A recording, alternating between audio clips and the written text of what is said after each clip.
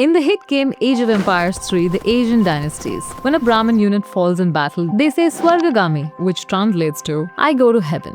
But if you read the text below, it reads, I will live again, if only as a butterfly. And I think I like this written version better. But ultimately, it's just a primitive, quaint, also oriental belief structure created to overcome the fear of the unknown while facing a dissolution of the self, right? What if there was more to it than that? Could we live on after we die? Are there mechanisms in nature that allow the self to be spontaneously reinstantiated in a different structure? Sira, don't you usually talk about tangible stuff like atoms and molecules and most importantly the strong nuclear force? How do you plan to wrap the esoteric in the scienciness and rigor that your audience is now accustomed to? Today, we will discuss the persistence and propagation of substrata-independent awareness over deep time. Welcome to Tech for Luddites. This is Sira, your host. In spring 2022, Martha Wise, an entomologist at Georgetown University, received a 4-page handwritten letter from a Japanese second grader called Joe Nagai. He had an absolute fascination for butterflies and had been running some experiments building on research from one of her old studies. And what he had found was that the swallowtail butterflies seemed to pass down memories to their offspring and their offspring. Trained to avoid the smell of lavender by administering mild electrical stimulus, these butterflies would seemingly encode that pattern in a way that seemed to survive reproduction. Nagai's work is not in a peer-reviewed journal, but it still seems to mostly have the validation of his peers. And while this alone would not be sufficient to form a hypothesis, there have been multiple studies proving that something endures beyond just the genetics.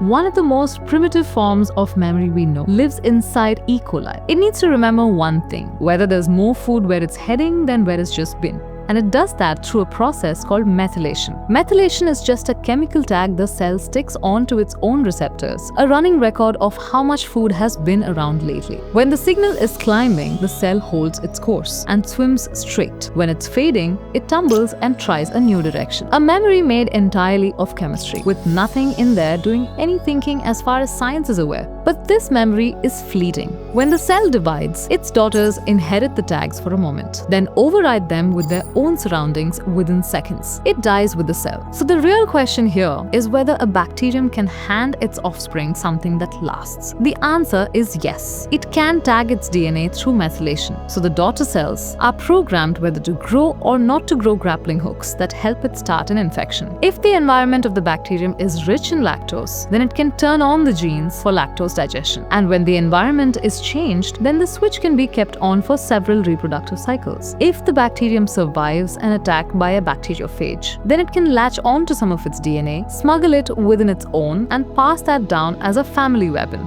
So its daughters need no longer fear bacteriophages of that type. 3 non-exhaustive examples already, even at the lowest rungs of the evolutionary ladder. But notice how only the last one, the bacteriophage trick, actually rewrote the DNA itself. The rest are separate channels riding alongside the genes. And these don't go away as you move further up the ladder.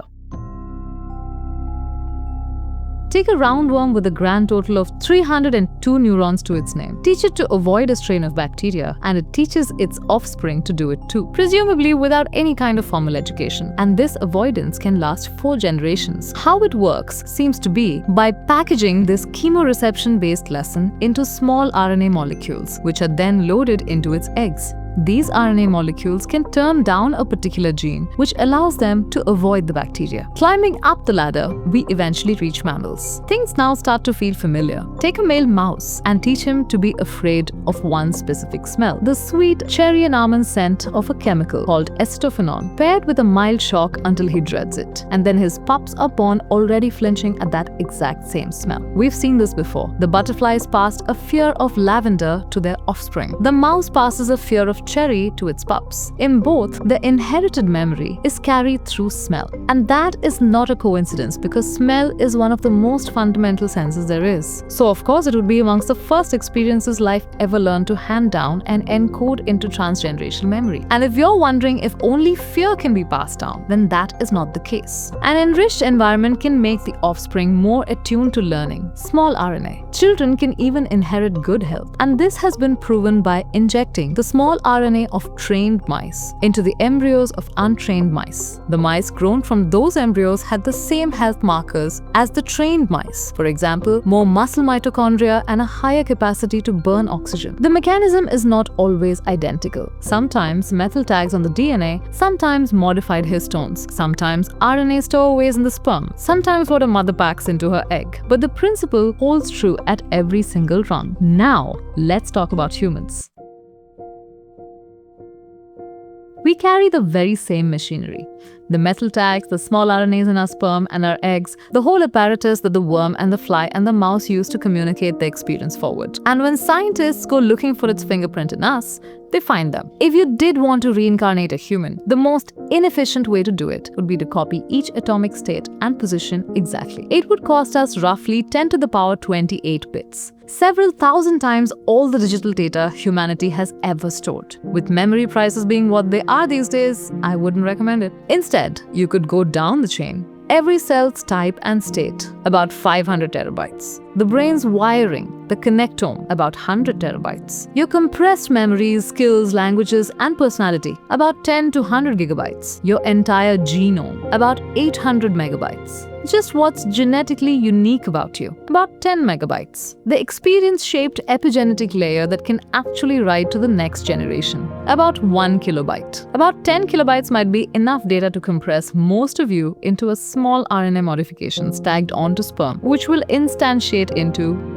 you. But that's not quite enough. We have compressed your uniqueness into a difference. And a biological human boilerplate does most of the rest. But to truly reincarnate, you need your genes to express in particular ways, which is mediated by your environment. Several studies have indicated that experiences of our ancestors can reach through the ages to touch the life of their descendants. But humans are much longer lived than the beings we spoke of earlier, and much harder to study. Our minds are too full, our environments too dynamic, our systems too complex for these primitive communication systems to be dominant. At least that's what some would assume. But go to a temple, smell the burning incense, the sound of bells. Join your hands together and close your eyes. The flowers, the flame bring the sensorium of your ancestors flooding back. To deal with a more complex environment, we created culture, a set of fixed weights and biases that would be able to trigger the right epigenetic expression so that ourselves could re-instantiate. Unable to use the narrow bandwidths available through biological media, we rewrote our very environment to be our memory, or more specifically, a decoder that can take limited biological information and build us back up into an accurate instantiation of who you were meant to be. A 144p video on YouTube never looked low resolution to you, because your mind was able to fill in all the gaps. And similarly, under culture's gaze, the missing parts of you regenerate. Proponents of genetic determinism might point to the twin study of the 70s as proof that environment and experiences don't matter. But through our lens, it just looks like the dominant American culture in its heyday looked at the substrate of these individuals and one-shotted their expression into existence with shockingly high fidelity. And that might also be why people object so vociferously and strenuously to any real or perceived changes in culture. A change in the decoder means that they can no longer return as they were. A bird brought up in captivity cannot sing the songs of its forebears. If you want to take this line of chemoreception, culture as an external decoder, then perhaps the best example is the Dalai Lama. When a Dalai Lama dies, the search for his successor begins from among the children of his people, found through signs and dreams and omens. The candidates are brought before the dead man's belongings and asked to pick out what was once theirs. And through our lens, you could see this as a test of substrate and setting. Whether the old sounds, the old smells, the old objects stir in a new vessel the same flicker of recognition, the same person surfacing again. In the 17th century, the death of the 5th Dalai Lama was kept secret for 15 years by his regent, and perhaps that deception caused a rejection of the monastic life by the 6th Sangyang Gyatso. He grew his hair long, took to drinking, and wrote a succession of love poems instead of doing his duties as the Dalai Lama. A Mongol Khan seized Lhasa, declared him a false incarnation, deposed him, and installed his own rival in his place. He died on the road to China, officially of fever, though most believed he was murdered, and was never given a tomb tomb in the Potala. But the establishment and the people refused the replacement. They kept Sangyang as the true sixth and recognized the next Dalai Lama as his own rebirth. The tradition wrote him back in. His love songs are still sung, and in the Mongolian highlands, a tradition grew that he never died at all, that he escaped and lived out his life as a holy man, with a monastery built to hold his remains. The Dalai Lamas are not direct genetic descendants of their predecessors, but the decoder created by them is so powerful that it can reinstantiate them over and over, presumably till human civilization lasts. You cannot duplicate an orchid. Its seed is almost nothing, a speck of dust, carrying barely any instructions, and none of the food a seed normally packs for the journey. It needs a particular fungus, living in a particular soil, to feed it and finish what the seed can only begin. Plant that speck of dust in the right soil, in the right season, and the orchid returns exactly as itself. There is nothing new under the sun. Every face you see, earlier incarnations have seen. When you feel a strong affinity towards someone, perhaps it's because the person's sensorium, their aura, resonated positively with one of your prior avatars. And if you've watched this video so far, then perhaps this version of me evokes some kind of ancient memory. A voice speaking with a certain purity, the familiar unstudied authority, and a sense of irreverence. And maybe it'll cause a particular part of your genome to unfold, for a guard protein to move away just long enough for methylation to occur, and for you to click like, follow, and subscribe. Keep in mind that the question about memories and awareness being passed on through generations or lifetimes is a really big one that people of various cultures around the world have asked and answered in great detail for centuries of our existence, especially on the eastern side of the world, using many different models of evidence.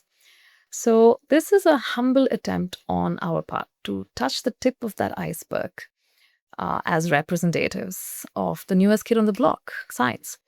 One may also ask if science is a model even that is equipped to answer these questions.